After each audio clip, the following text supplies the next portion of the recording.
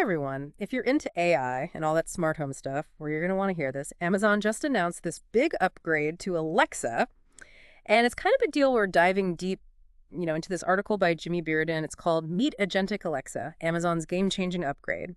And we're going to figure out what this whole Agentic Alexa thing is all about, how it works, what's different, and how it might change things for us, regular users. Yeah, you know what's really fascinating is this isn't just like adding some new features to Alexa. It's like a total shift in how we think about these AI assistants. You know how Alexa usually just you ask it something and it reacts to your commands? Well, Agentic Alexa, it's like the opposite. It goes from being reactive to proactive. Okay, so instead of just a voice-activated speaker, it's more like having a personal assistant who can actually anticipate your needs. I mean, that's a pretty big jump. Exactly. Like say you're driving home from work and without you even asking Agentic Card, Alexa preheats the oven because it knows you usually make dinner around then. It's like having someone in your house who can read your mind, but hopefully less creepy. Okay, I'm definitely intrigued, but how does it actually work? What's the tech behind making Alexa so agentic? Well, the secret sauce is something called foundation models. They're kind of like the brains behind this new Alexa. They're AI systems trained on tons and tons of data, which allows them to get you and respond in a much smarter way, almost like a real person. So is this where that whole generative AI thing comes in? The article mentioned that. Yeah, get it. Generative AI is a type of AI that can create new stuff, like text images, even music. And it's what lets Agentic Alexa not just understand what you say, but also do things based on what it knows about you and your habits. Okay, so it's not just recognizing my voice and answering questions, it's learning my habits and helping me out. That sounds pretty futuristic. It is, and it's part of this bigger trend in AI.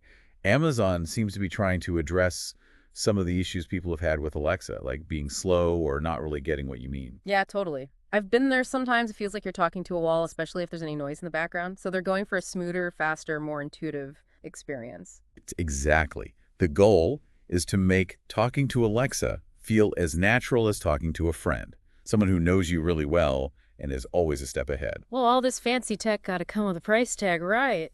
The article mentioned a new subscription. Right, to get the full agentic experience, it'll cost you between $5 and $10 a month. Be interesting to see if people think it's worth it. What do you think? Would you pay for a more helpful Alexa? That's a tough one.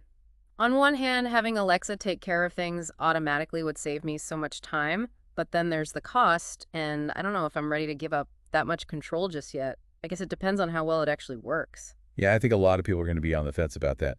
This whole subscription thing brings up some interesting questions. Like, will there be a free version with fewer features?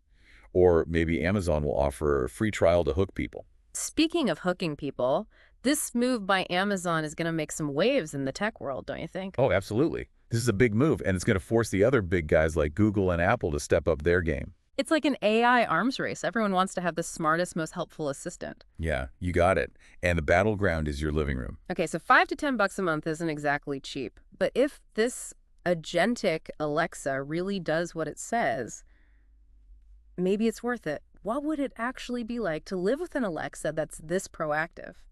Well, just imagine getting ready for work, and before you even think about grabbing your phone, Agentic, Alexa has already made your coffee, turned on the lights, and is reading out your schedule for the day, even highlighting the most urgent stuff. Okay, that's a pretty smooth start to the day. Yeah. What about something a little more complicated, like planning a birthday party for my kid? Could agentic Alexa handle that? Oh, for sure. Think about all the things you got to do, invitations, cake decorations. Agentic Alexa could look at your budget, any dietary restrictions, your kids' preferences, and suggest themes. Make a shopping list, even order stuff for you. It could also find and book an entertainer or reserve a spot at the park, all based on what you've done before in your family schedule. Whoa, hold on, that's impressive. But that brings up a big concern for me. If Alexa's doing all that, ordering things, making reservations, knowing so much about my family and friends, doesn't that raise some red flags about privacy? You're totally right to be thinking of that for Agentic Alexa to do all that it needs access to a ton of data, your contacts, where you are, what you buy, even your browsing history. It's like a treasure chest of personal information. Oh. And that definitely raises concerns about how that data is being used and protected. So what's Amazon doing to address those concerns? Are they taking any steps to make sure our data is safe and our privacy is protected? Well, the article talks about Amazon's commitment to transparency and user control. They say they're putting in strong security to protect your data and giving you ways to customize your privacy settings. But, actions speak louder than words. We'll have to see how it all actually works and how much control we really have. Yeah, it's one thing to talk about privacy, but it's another to actually do it, especially when you're dealing with such personal information. Exactly. And this goes beyond just Amazon and Agentic Alexa. It's a bigger issue we're all facing.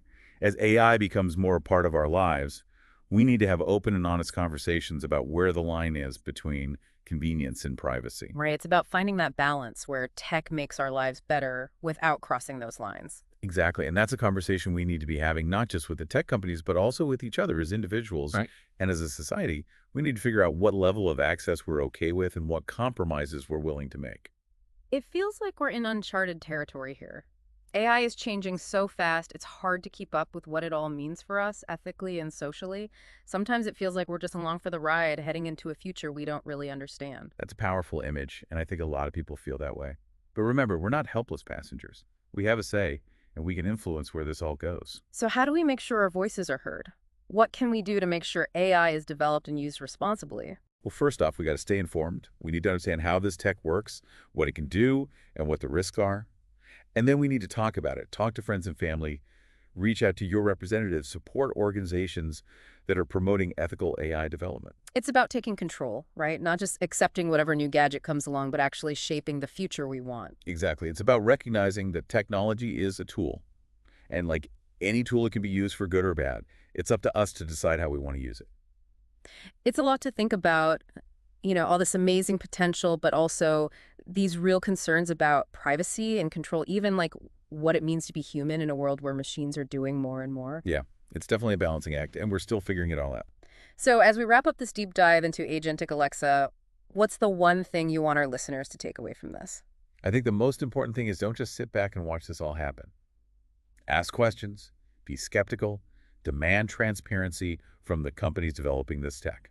This is going to affect all of us, so we need to make sure our voices are heard. So it's about being informed and engaged, right? Not rejecting technology, but making sure it's developed and used in a way that aligns with our values. Exactly. We have a choice. Do we just go with the flow, or do we try to shape the future we want? That's a powerful thought and a good note to end on.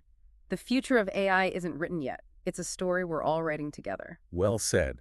This deep dive has been a fascinating look at the complexities of AI, and I hope it's gotten our listeners thinking. Me too. So as we sign off, we encourage you to keep exploring, keep asking questions, and keep diving deep. The world of AI is full of possibilities, and it's up to all of us to make sure those possibilities lead to a better future for everyone. Thanks for joining us.